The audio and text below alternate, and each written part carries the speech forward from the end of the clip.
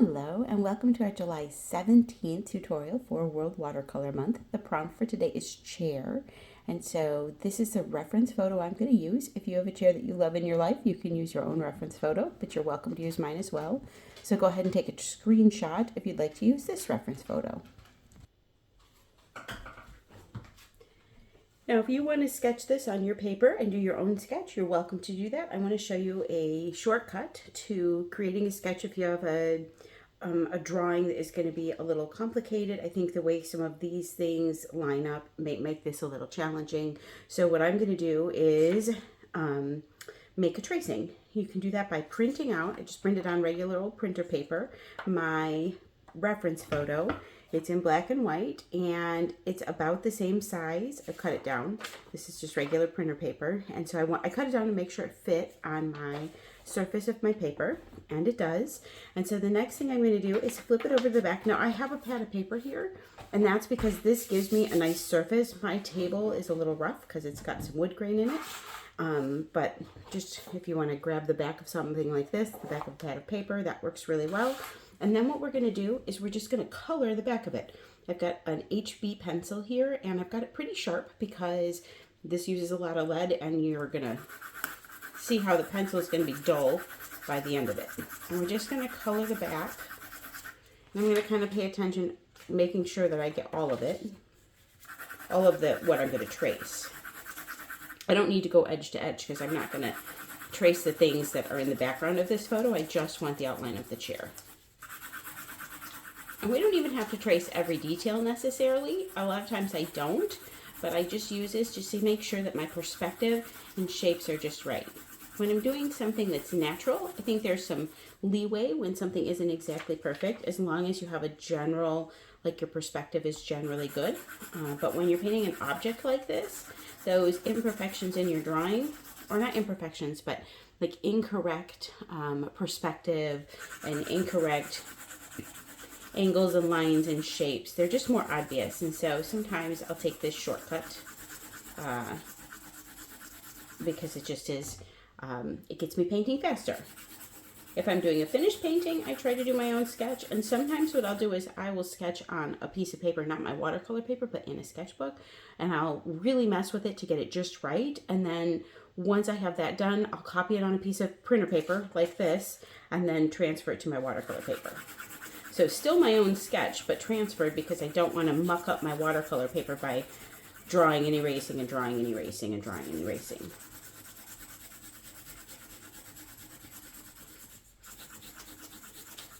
Okay, I think we're mostly good. I'm going to hold it up to the light. No, I got a little more to go here. Okay. I'm just making that pencil nice and black. I'm holding it up. I have a window behind me. I'm holding it up to the window and light to make sure that I can see through the backside, that I've gotten all of the chair, that nothing is left out where I have this pencil on the back here. Okay, and I'm just going to kind of go over it again this way just to make sure it's nice and dark. You can use graphite transfer paper. That's probably easier than doing this, but then you have something else that you have to buy in store, and this is just a pencil. And I'm already buying and storing paper, so this works well for me. Okay, my transfer is done. I'm going to put the pad of paper to the side, and I'm going to put this down on my paper. Now here's a trick for lining things up. You're going to want a little bit of tape while you do your tracing.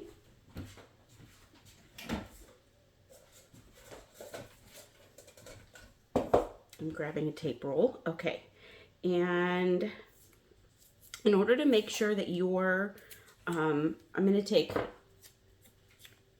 and I'm just going to divide this into 3. Okay. So I'm going to pop that over to the side here. And then a trick to make sure that your picture is lined up on your painting in the way that you want it to be is to flip it. So I think it's going to go right here, but now I'm going to do is I'm just going to flip and see. Okay, that's a little high. I want to come down a little bit. And by flipping it, you're kind of checking where the edges of the paper are and the edges of the tape, and we're making sure that it sits just how I want it to. that it's about even. Yeah, that's about good. Okay. Once I have it positioned where I want, I'm just going to use my little pieces of tape that I have ready to tape down on 3 sides. I don't need 4 sides, but I definitely need 3 sides because that makes sure that this doesn't shift around while I'm doing my tracing. When I'm doing my actual tracing, I like to use my mechanical pencil because it's like a really nice sharp little lead there, and so my lines are going to be nice and clean. And I'm not going to trace every single thing here. All I'm really looking at is the overall shape. And so you just take your pencil right along, and I'm going to try not to rest my wrist actually on my paper. If that means I have to move it around a bit to reach things, then I will. Okay, so I'm just going to start down here. I don't know why, it just seems like a good place. But I am going to add some, like I've got the back of the arm here and the front of the arm. I'm going to add where the front of the arm is because it kind of swoops around. And then we'll add where the bottom is. Oops. There. And then we're going to add this posts, this post, and this one. Okay, and then I'm going to come up here and add, I'm going to go around the back. I think you can see this, right? This rocking chair was my grandmother's, and she used it to rock her babies, which would be my dad. And she used it to rock her grandbabies, which would be me. And then, and my brothers and my cousins. And then she also used it to rock her great grandbabies in. And eventually it came to me, and I was happy to have it. I love a family, you know, a piece that has kind of family history like that. So I love this chair because, okay, now I gotta pay attention. It comes down to like here. This is where I might use my reference photo a little bit too to just make sure that I'm doing this correctly. And there's like this weird line. I'm gonna trace that too. I'm not gonna trace all of those back rungs, I don't think. I don't think I need to do that. But I'm gonna trace this little line because it gives it nice perspective. Maybe I'm gonna go in between where those are. I don't know, maybe I'll trace them, we'll see. You decide how much information you think you need in order to make the painting, and that's what you're doing. You're just putting down information so that when you go to paint, you have some information ahead of time, rather than having to make those decisions on the fly when the paint is wet and flowing. And yep. And some people are like quick decision makers with watercolor. I'm a slow decision maker, so I like to have as much information on the paper as I can so that I can focus on what I need to focus on, which is controlling the paint and water. Okay, and this kind of comes down like this. This is where I think this rocking chair painting is going to be a little tricky, is how all of these bits work together. So I'm going to make sure that I have a good, you can see my my printer probably needs some new ink. So I've got my reference photo open at the same time to make sure that I'm not misinterpreting. Some of this printout is pretty crappy. I don't even have a color printer in my home. This would probably be easier with a color printout, although I'm not sure how tracing over color paper would go. So I don't know. All right, I'm almost done. Hopefully you're almost done too. If you're not almost done and you want to take a little extra time, go ahead and pause the video and come back when your drawing is done and we'll start. Okay, actually I'm gonna add these just because I think we're just gonna add a single line. I'm not gonna add a double line for this.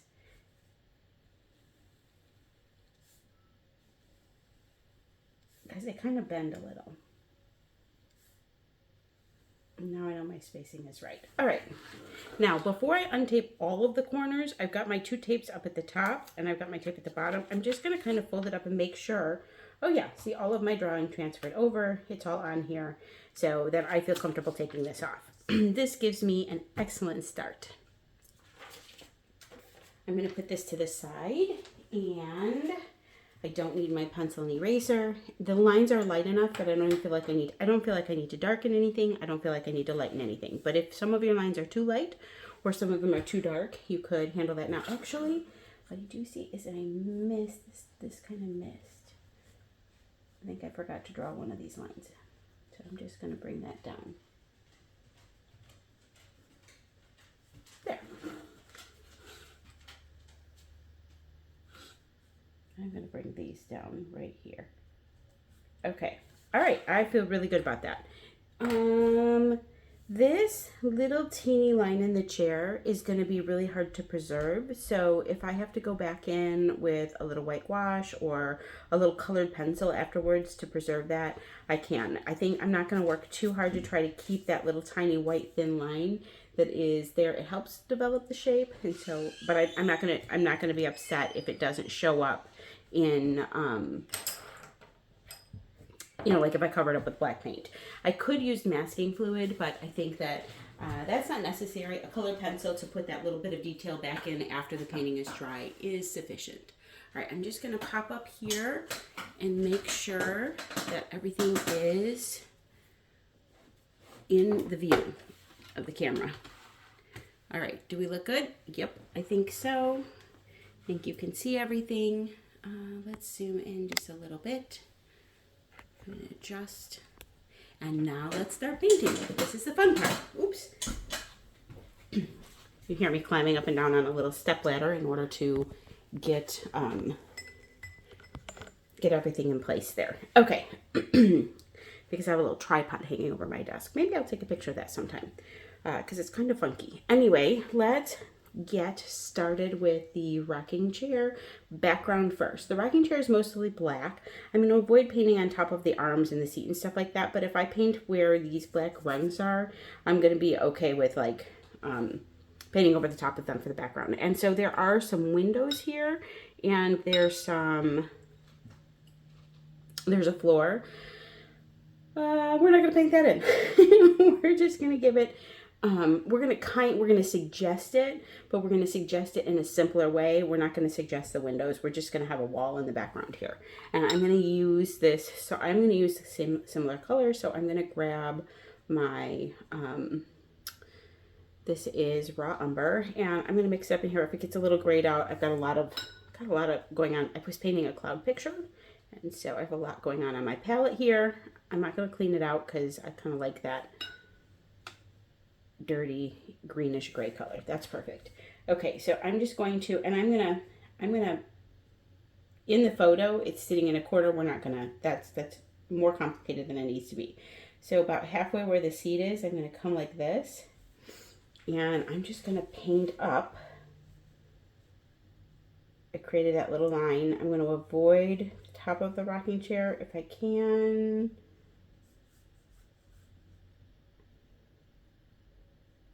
There we go. Come over here and do the same thing. Go around where the arm is. But this is so light that if we... Actually, you know what? I think we're making this harder than it needs to be. No, that's okay. Okay, sometimes I go back and forth. Should I just paint over the top of... I think I should. Ha! There we go. This has got kind of a nice blue-gray undertone. This will be nice for the highlights anyway. Let's do that. Sometimes I change mid paint on what I want to do. So we're going to paint over the top of the rocking chair too, because that's easier. Now, and I am using hot press paper. Sometimes for an illustration like piece like this, hot press is nice. You can use hot press. This would be great on cold press as well. I have some hot press I'm sort of sampling. Okay, so now for the floor, I'm going to use the same puddle, but I'm going to add a little bit of burnt sienna just to warm it up. And the background I want to have just be super like, this is going to blend in together. That's fine. For this, I'm going to go around the chair. Roughly. I'm not worrying about whether or not I don't hit any, if I cross over where the chair is a little, I don't care. This is just kind of a nice, rough, loose wash, and it doesn't have to be perfect. As a matter of fact, it looks nicer when it's not, I think. Okay, and so we've got like this. There we go.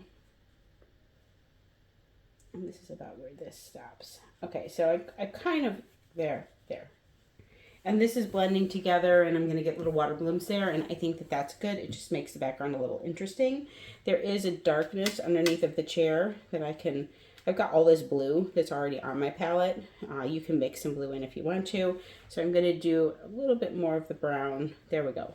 And I'm just going to kind of fill in underneath of here because while it's really wet, because my reference photo does have kind of a soft, there's those windows behind it here are bringing in a little bit of light. It just gives me I'm going to bring this forward like that. Maybe a little bit more right in here, but not too much. Because again, we want the chair to be the star. Okay, I'm gonna let that dry. I have some, like I said, I've got some funky water blooms going on over here. I could try to mess with those, but I don't want to. This is a painting, it's watercolor. I say this a lot in a lot of my tutorials. It's okay if it's not perfect. This isn't a photograph. It's just, it is an expression of an object. And so you don't have to worry about the perfections. One of the beauties of watercolor is all of these interesting things that the water and the paint does and the way that it interacts on the paper. So, okay, so we're going to let this dry before we come back to the chair because we want our background to be all the way dry. If we painted the chair right now, it's going to do a lot of bleeding onto the background, and I don't want that. I want the chair to be a bit more defined. So we're just going to let it dry. We'll come back in maybe 20 or 30 minutes. So go ahead and push pause on the video now, and I'll see you in a little bit. All right. My painting is dry, and so now I'm going to switch to a size 5 round. This is a pointed round, so it gets really nice and pointy at the top, which is going to be great for this particular painting because we're going to need to get in and do some of these finer lines. So we are going to mix up a black color, and we're going to do that. I'm going to, since we've been away from our paints while we were letting things dry, I am going to rehydrate. All right, and in order to, I don't have a black in my palette. I do have a Payne's Gray that's very dark, but I think what can be really great is to mix up our own black, and so it just is going to have this really beautiful color. I'm going to do that in this little tray here because it's smaller and there's not a bunch of water there. So I'm going to pull, I want to make sure you can see this. Okay, so I'm going to pull my French Ultramarine Blue, and at a really very little water, lots of paint concentration, so you can see it's really creamy there. And then I'm going to do the same thing for my Burnt Sienna, pulling it out at a really concentrated there. And I'm going to mix this together. Now I've got a really dark gray, but if I go back in with more of this French Ultramarine, I might have to play with this a bit to get it just where I want it to, but you see I start to develop a really nice black color. So those two colors make a great, really deep, it's not pure black, but it's this really deep color. I know some painters paint with something called lamp black, which is almost like an opaque black. I like to mix up like this. And I think when you mix like this, you see those undertones, and sometimes it looks a little more brown, sometimes it looks a little more blue, and I just think that's super interesting on a painting. I tend to mix a lot of my colors. You can use convenience colors if you want to, and if you want to just grab your like Payne's Gray, like this is my Payne's Gray here, if you want to grab that, you can. And if you are having trouble getting this dark enough and you're starting with this and you want to just grab a little Payne's Green and mix in here, that's okay too. See, now I have this really warm black color. Oh, it's so pretty. A little more blue there. Okay, it's beautiful. I love that. And I'm gonna leave parts of it a little more brown and a little more blue. And so when I pull up at my paint tray, some parts are gonna look a little more one way or the other. And I think that's just gonna make it the painting more interesting. So that is one of the reasons I like to do the same thing with my greens. When I'm painting foliage, I tend to not use a mixed green very much, like a pre-made green. I have a couple in my palette, but a lot of times I make my own greens with yellows and blues because I think that it just keeps the painting more interesting. I'm going to just start top to bottom with this. There is a design in the back of here. I'm not going to worry about putting that in. If I want to like sketch that out with a little colored pencil at the end, we can do that. That's a great way to add in some of those details. but I think in terms of painting, for this particular painting, we're not going to do that.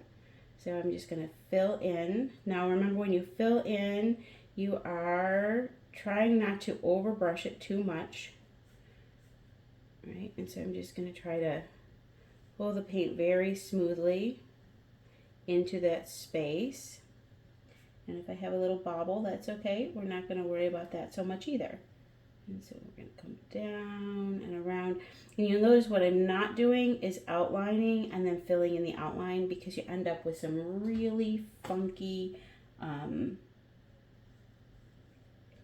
brush marks then, and I don't want those. Okay, so I'm going to go like that. And this needs to come down just a little.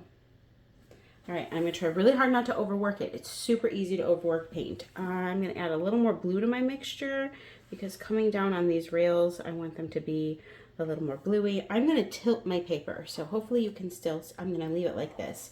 When I do lines that I want to be really straight, I always work horizontally, because I can use my whole arm to bring and draw it nice and straight. Okay, so I'm gonna just come here and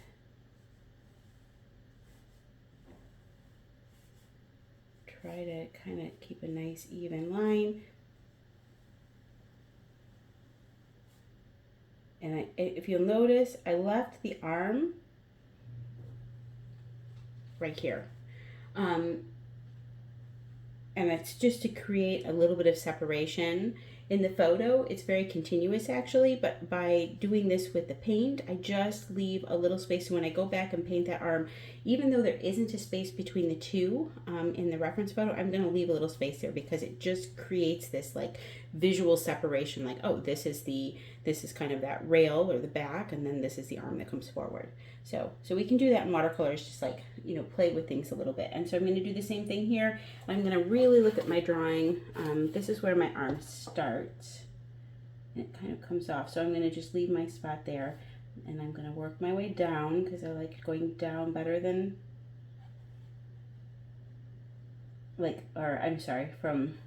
I do best if I go from left to right. So that's what I'm going to do, and then it just kind of, the rail, you can kind of see, comes past this. So I'm going to leave, and then the arm kind of comes out this way. So I'm going to leave it just like that. Now I'm going to load up my brush, and I'm going to do each one of these rails. I'm calling them rails. I don't know what they really, it's just the back. And there might be a very good word for these. I don't know. I'm doing this very lightly. It's not even touching in all of them, and that's okay. I'm more worried about making them look delicate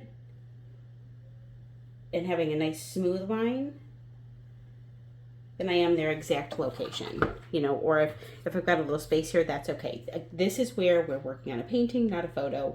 I have to say that out loud a lot of times, partly for myself, but I think it's also good for you to hear. My fellow students out there who's, you know, I'm learning. I am no expert painter by any means, and so I'm still very much a student of watercolor. I think I'm going to go ahead and do these guys too. Let's just get all of these kind of vertical. Oh, you can see I've kind of bobbled my brush there, but that's okay because this one's a little wider. All right. Ooh, now I'm trying to fix it. It's almost sometimes better to just leave it alone. If you have something that doesn't go quite right, leave it, because when you're trying to start fixing, when you start fixing things, sometimes that's where things go really south, at least for me.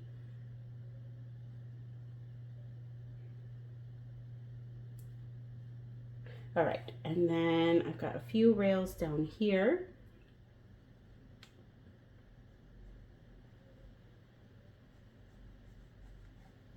I think myself is in the picture. Here we go. All right, ready? And then we've got this. I need to really look at it and make sure I'm painting in the right spot, and it's right here. And they come down. If you need to stop and get your bearings on stuff, definitely do that. There. And then there is a teeny little, I'm going to leave that. Actually, so there's like a teeny little, you can see just a peak of the rail that's coming down in the back, but I think if I try to paint it in, it's going to look confusing. So I'm going to leave it off. We're going to let our eye or brain actually fill in the rest of the information. And that's the beauty of painting, right? Is that our brains do that. They come in and they see the object and they fill in the gaps. So that's why we can leave this not connected. Your brain, your mind will fill that in. And so I've got this side rail. There's a side rail that comes here. I'm just going to tilt my paper in order to do it. Get it down, and I'm kind of looking. Okay, I'm having trouble seeing my sketch. So this is where the back, okay, I can see where it is. All right, it's right here.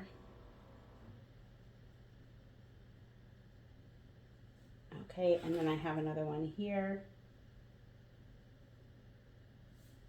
And then we've got the rocker. And so the thing about the rockers is I'm going to leave those later because they've got some highlights on them, and we're going to handle those a bit differently.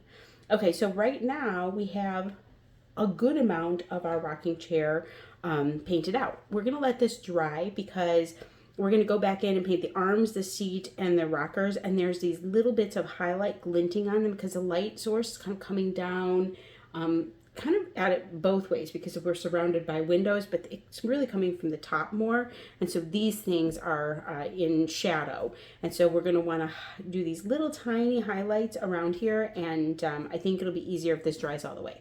So I will see you back in 15 or 20 minutes to finish this painting up.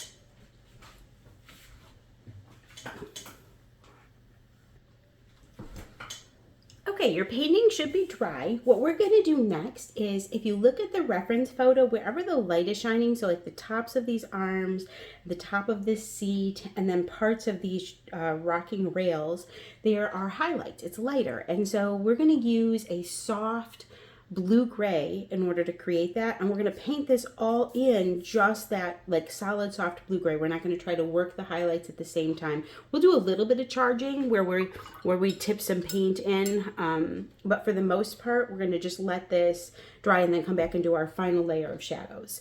What I do want to do is mix up. So I have my pile here. I'm going to just pull a little extra blue over here, and I'm going to pull in a bit of this burnt sienna over here to make a softer blue-gray. I want it to be a little more blue than gray. Okay, there we go. Oh, I really like that. And so I can add a bit water. I don't want too much water over in this well because when I go back to that pure black, so I want to leave this, yeah, there, that's perfect. Okay, now I'm just going to go through and just paint right over, and I'm going to again tip mine sideways because it just feels more comfortable to me. I'm going to paint over the whole arm shape with this lighter blue. And I'm doing it in the same way that we did before, which is to not outline, just kind of work that paint in. I'm going to do the seat in that way, and I'm going to kind of go around these.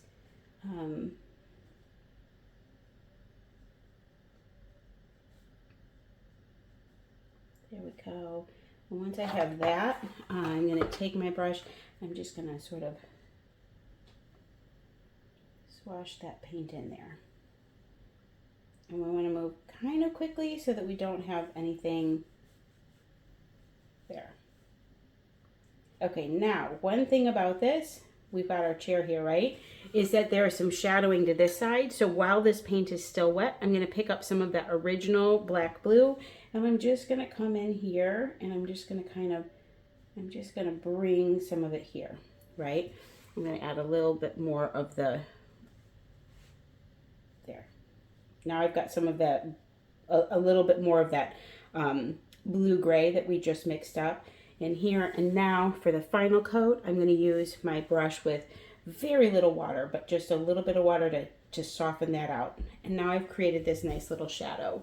And I can come in and add a bit more here if I want to. This is nice and wet, but you want to be careful about tipping stuff in because we don't want to have water blooms, which happen really easily when we're working in this way. Okay, so I'm going to leave that. I'm going to go back to my lighter blue-gray, and I'm going to paint on this arm, which is right here. kind of gets a little bigger. There we go. It kind of bows out a little bit. Yeah, there we go. And then the last thing that we're going to add this to, make sure that the front of this is done, and then is the bottom here, which are those rocker rails. Again, I don't know the parts of a rocking chair, so I'm not sure if I'm using the right terminology. If you have any woodworkers out there, add in the comments what these different parts are. Okay, and I think, ooh, it's a little off, but that's okay. All right. We have got, wow, okay, we don't even have the details in here yet, and this is looking really good. I'm super excited about it. We're gonna let that dry all the way, and then we're gonna go in and paint some shadows. And I want these edges to be harder because this is a hard object, and so that's why we're gonna wait for it to dry all the way. This I wanted to be a little soft, but the rest of it we want it to be a little bit like the shadows to be a bit harder. So I will see you in 15 or 20 minutes, and we will finish this picture up.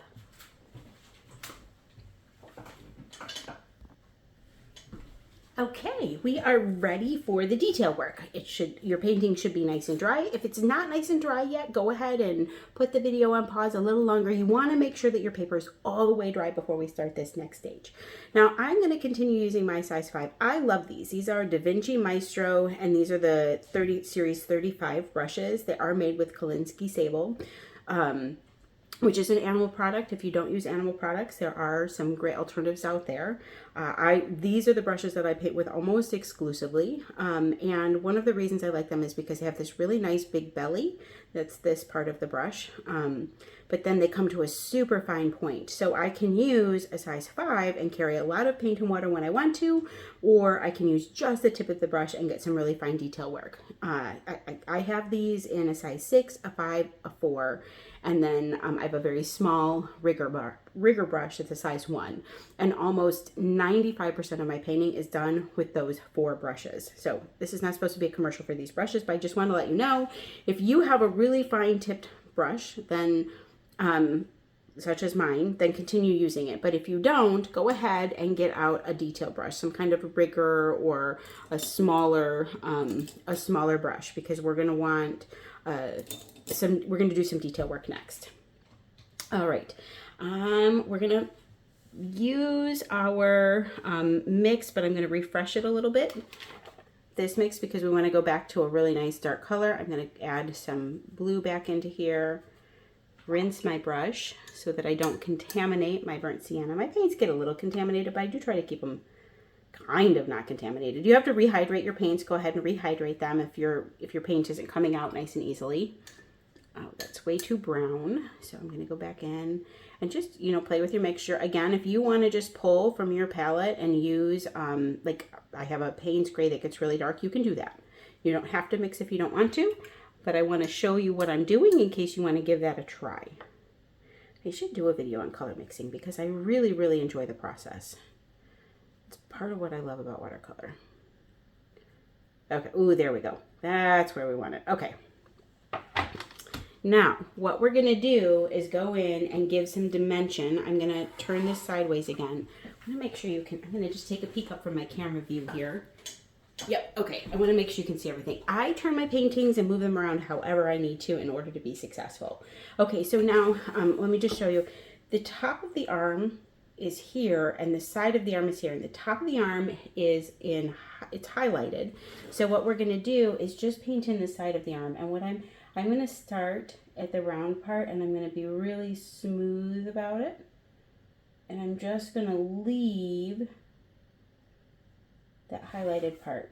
And then I'm going to just come back down to the bottom. There. Okay, do you see how now we have all sorts of dimension? I just love that. And then over here, this arm you see from the top, and it's a little shadowed here,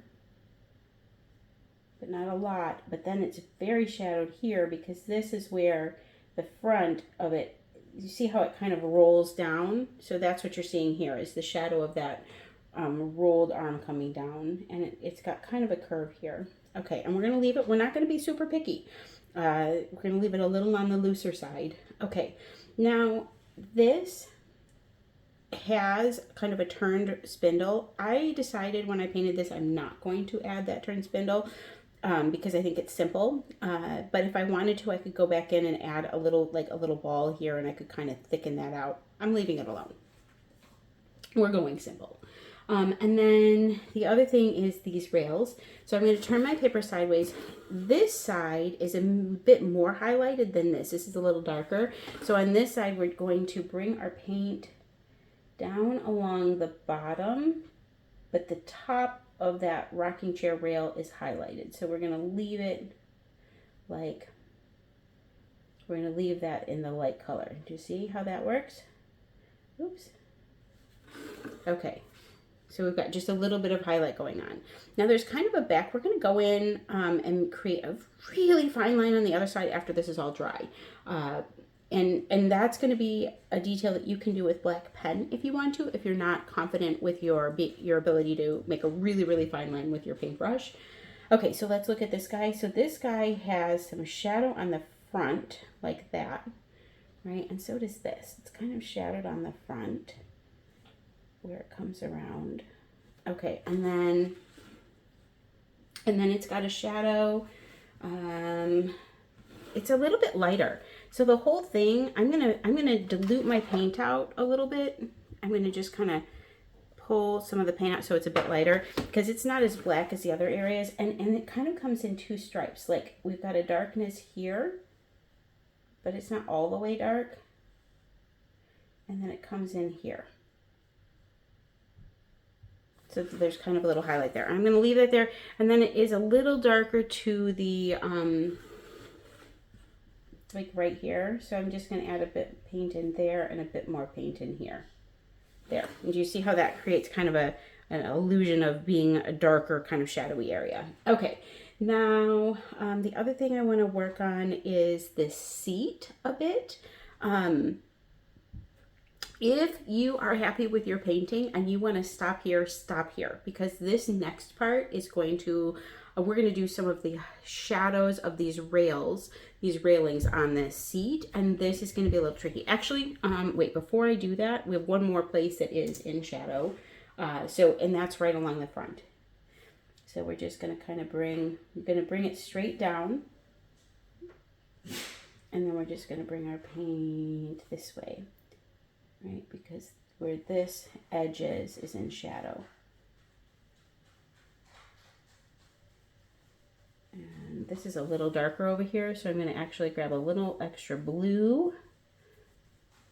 And I'm just going to make sure that that stays nice and dark. And there's also, yeah, it's a little darker kind of as it comes along this ridge. But it gets a little lighter as it goes forward. All right, there we go. I'm going to leave it. So if you want to be done, turn off the camera, or you can watch what I do next. But you can put yours down because this is a great painting, and if you feel comfortable, sometimes if you keep going, it's when things go south. So if you want to, yeah, sometimes it's best to just be like, I'm not painting every detail and I'm finished. But I am going to mess with this a little bit more, and I'm going to do that by adding some shadow and highlight and interest on the seat. And so what I'm doing is I'm taking this, and I'm pushing it out here because I just want to use some really light colors, and I'm letting it muddle in with what I have on my palette because these are just kind of grayed out dark colors. And I'm going to go through and I'm going to develop this shadow a little bit more, which we kind of worked on before. And I'm going to pull in a little bit more darkness right right here, because I just want it to be a bit darker here. And then I'm going to soften that edge just a touch, but not a lot. And I'm going to let that softness now, I'm going to kind of pick at that same softness, and these create shadows. And so I'm going to, and they're kind of wiggly because the wood is old, so I'm going to make them a little wiggly. I'm going to use my reference photo. There's like a gap there. And this is soft, so it kind of softens out towards the front. I think it's because it's not a shiny color, so I'm just going to kind of pull a little water here just to soften that up. Be very careful when you pull some water in here because you don't want to create a mess. This is the kind of thing that gets messy quickly. All right, and then this one, it kind of, and I think part of the reason you get these like wiggles is because there's a concave shape to the seat here. And then this one, same thing, kind of comes out and comes that way. And then we've got this coming this way and this one. And I'm going to tip just a little bit of this, a little darker towards the back there. And so I'm going to just tip in a little bit of darker paint just towards the back. I do notice that I want a little more definition for where the back of my rocker is. I'm just going to kind of come back here with my brush and add in the finest of lines here. You see all of a sudden it looks really reflective. And then I'm going to tip my page sideways, and I'm going to do the same thing here, just a little bit of reflection here. And then I talked about adding this before. I'm going to take this now I'm pushing into a more medium, like this is my lightest, this is my darkest. I'm pushing kind of in between this medium spot. And I'm going to tip my page, I think this way. I have to think about how can I be the most steady. And so it's going to be here. I'm going to be careful to rest my hand on the tape and not the painting. And I'm just going to add the slightest line, trying to get right here, just to give it a little bit of extra definition. There. And if I think that's too heavy, I can just kind of come back in. There we go. And I'm going to do the same thing on this side because I feel like I need just a little bit of definition here. And then I'm going to take a darker color. I'm just adding these little teeny details in. This could be done with a black fine line marker just as easily, like a really fine line marker, just as easily as using your paintbrush. So if you're not as confident with your paintbrush. And so down on this rail where it's right next to the floor, it's pretty dark. So I just want to go in and darken that up a bit. Mix up. Okay, there we go. You need enough water. When you do this kind of stuff, you have to be careful not to have too much water in your brush because you pretty quickly can create a big mess. Okay, so I'm going to do that. This one's pretty dark. I do want to add a bit of that highlighted, like medium, that very fine line right to the other side of this, just to give it a little definition. Okay, so now I could leave it here. Again, stop if you need to stop. Look at how that is. I love the seat. I think it looks really nice and reflective. I feel like I want the shadow to kind of arch back a little bit more here. So I'm just going to tip this in very carefully because that just gives me this like very curved shape because it is curved and rounded. Okay, I am really happy with where we're at. I might go in and go back to, remember this was my shadow from the floor. I think I'm going to go in and I'm going to add a little bit of the darkness from the chair into here. And I'm just going to add a bit of shadow right, because remember the rocking chair is sitting on the floor and then it raises up. So we're just going to add a little bit of darkness there. And then the same thing, there's just a little bit of darkness that comes right here. And then there's a little bit of the shadow, kind of where we were before with our shadows, but I'm just going to kind of make it a bit more defined. And then I'm going to take the edges of that and just kind of swoop them out. When I just I'm using just clear water to sort of bring those edges out.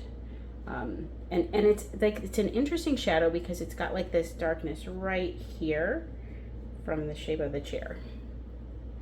And so I'm going to let that, but then I'm going to let it just kind of blend out. Okay, and I've kind of lost my line of my floor here, and so I think what I'm going to do is go in and develop that a little bit more. Again, I am just fuss budgeting now, and sometimes it's better not to fuss budget, but sometimes it's like adding this little bit of stuff in there helps to just, I'm not coloring across this, obviously. What I'm doing is I'm taking my brush to make sure that I get a nice good line there. And I'm just going to add that to give a little distinguishing to the floor. You know, a little bit of a, I might just kind of spread that out a little. Okay. All right, I think I'm done. That was a great paint. If you want to go in, I know we talked about adding that light line. I don't think it needs it. At first I was thinking, oh, does it need that little like groovy part? It doesn't. And there is this really cool design on the back of the rocking chair. We're gonna leave that off. If you wanted to go in and use a little color pencil to add a little detail on there, you could. But I actually really like the way it looks right as it is, and I don't wanna mess with it. So thank you so much for painting with me for this July 17th prompt of chair. I know I'm a few days late. It's a Saturday, so I'm gonna try to get caught up and get back on track for a tutorial a day. And so I'll see you later for the next prompt for July 18th. Thanks so much for watching.